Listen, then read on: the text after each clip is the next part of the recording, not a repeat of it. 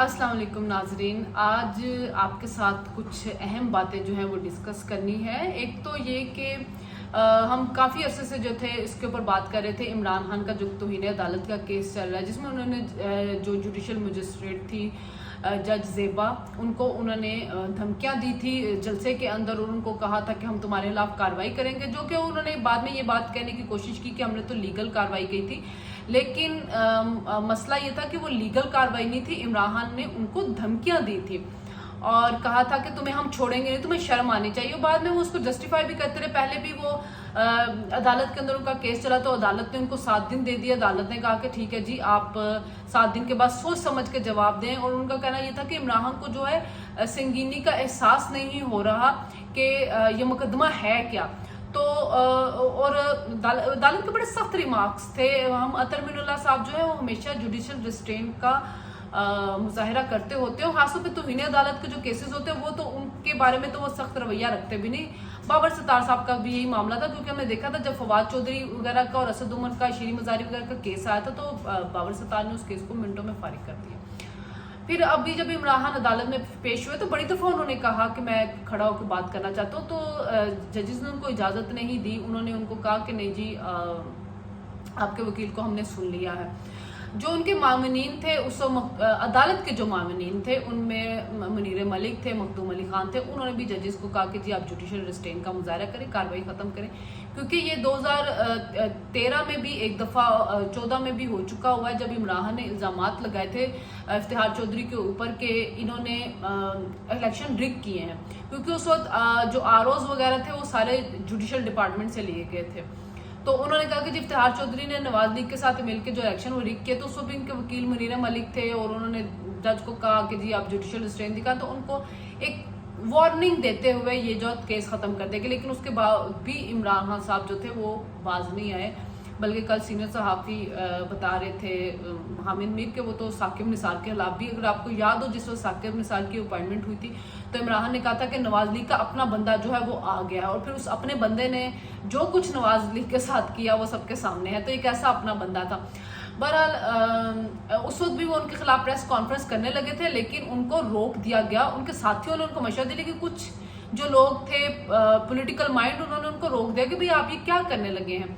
तो बहरहाल ये मामला आज भी हमें मतलब वो नज़र आया कि इमरान खान साहब जो थे उन्होंने माफ़ी नहीं मांगी, अफसोस का इजहार किया, और उन्होंने मुनीर मलिक ने कहा कि जो उनके इस बयान से जाहिर होता है कि उनको निदामत है, लेकिन इमरान खान साहब को कोई निदामत नहीं थी। उनका कहना यह था कि जिस शहबाज गिल के ऊपर तशद्दुद हुआ है तो इसके बावजूद उन्होंने उसको जमानत दे दी, जबकि जज ने उनको कहा भी कि 6 बोर्ड बने थे और उन 6 के 6 बोर्ड के मुताबिक ये था कि कोई उनके ऊपर तशद्दुद नहीं हुआ है।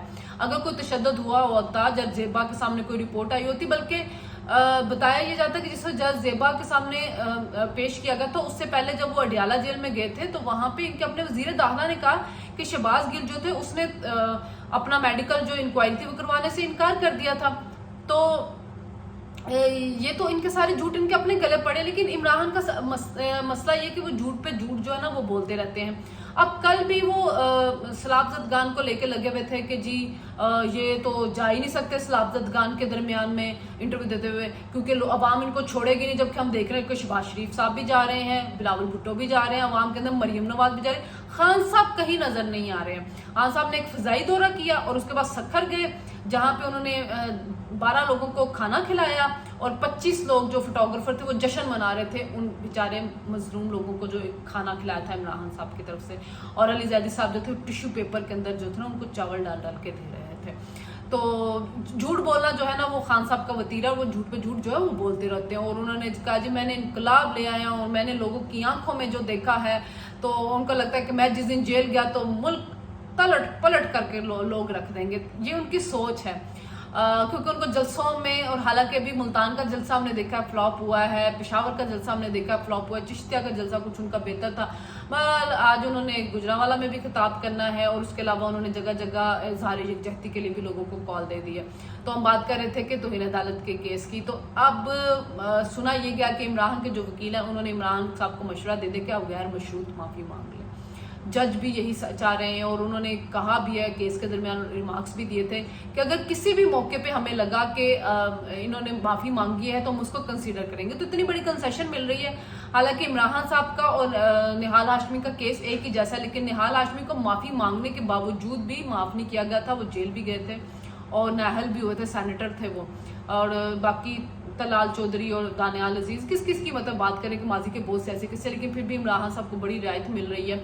अब देखना है कि वो उस रियायत से कितना फ़ायदा उठाते हैं। बहरहाल हमें वो उठाते नज़र नहीं आ रहे अभी तक, तो वो डटे हुए हैं और बड़े मतलब दिलचस्प बातें करते हैं जब भी वो कभी आते हैं। उस दिन मतीउल्लाह जान को से पूछते हैं कि जी तुम्हें उठाया क्यों गया था, तो मतीउल्लाह जान ने कहा इसलिए उठाया गया था कि जो बातें आप आज करें मैं कल कर रहा हूँ। वैसे मतीउल्लाह जान साहब भी बड़े भोले हैं, इमरान खान साहब कोई ऐसी बातें नहीं करे जो मतीउल्लाह जान साहब कहते थे। इमरान अभी भी जो है ना वो उनको ब्लैकमेल करके ये कहने की कोशिश करें कि मैंने वापस ले लो, मैंने वापस ले लो, मैं ही आखिरी चॉइस हाँ।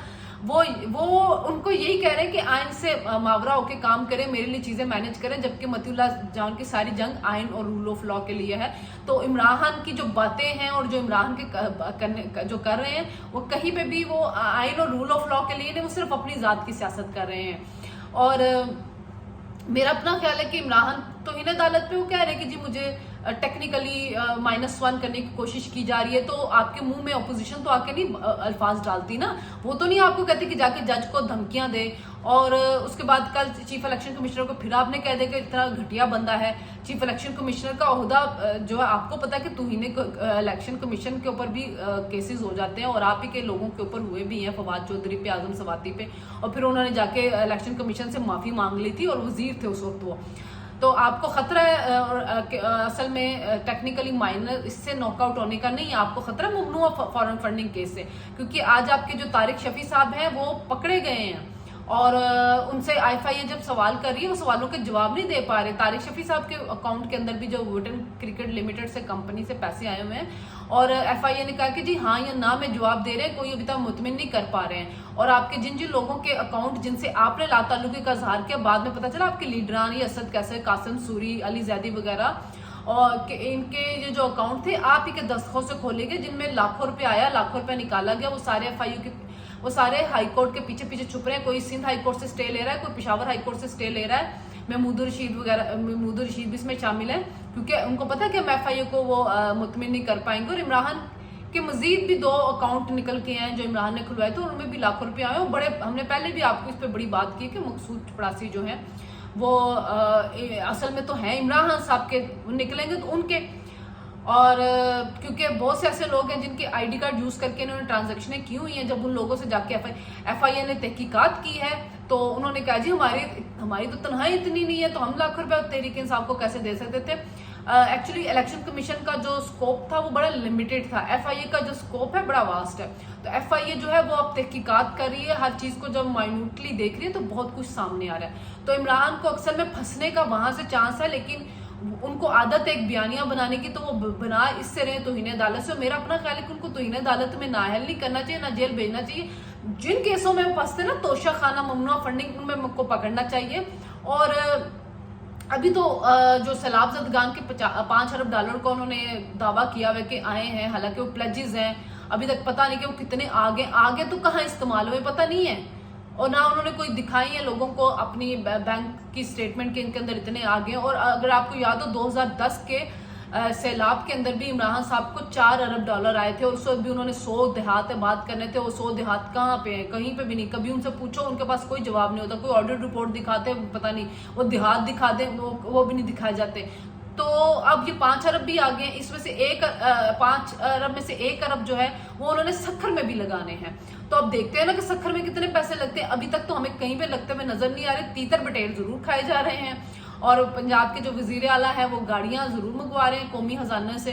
तो ये वो सैलाब ज़दगान की इमदाद है जो वो कर रहे हैं, और सैलाब ज़दगान का दर्द है उनके अंदर जो हमें नजर आ रहा है। बाकी 5 अरब का भी खान साहब को चाहिए कि जरा हाथ खोला रख के बात किया करें। ये नो कि ममनुआ फंडिंग में जो आगे आपने पैसों का बताना है तो इस 5 अरब का भी हिसाब देना पड़ जाए आपको।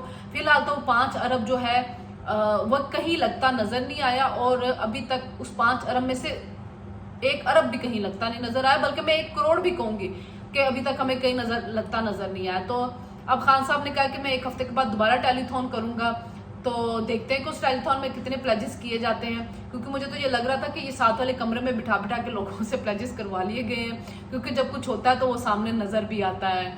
और अभी तक कोई ऐसा बंदा भी हमें नजर नहीं आया जो खान साहब को जाके चेक भी इसने पकड़ाया हो।